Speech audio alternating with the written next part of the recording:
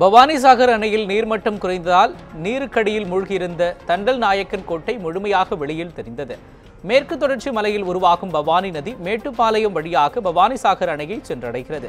பருவமழை பொய்த்ததால் பவானி ஆற்றில் நீர்வரத்து குறைந்தது. இதனால் மொக்கைமேடு பகுதியில் நீருக்கடியில் மூழ்கி கிடந்த பழமையான தண்டல் நாயக்கன் கோட்டை முழுமையாக வெளியில் தெரிகிறது.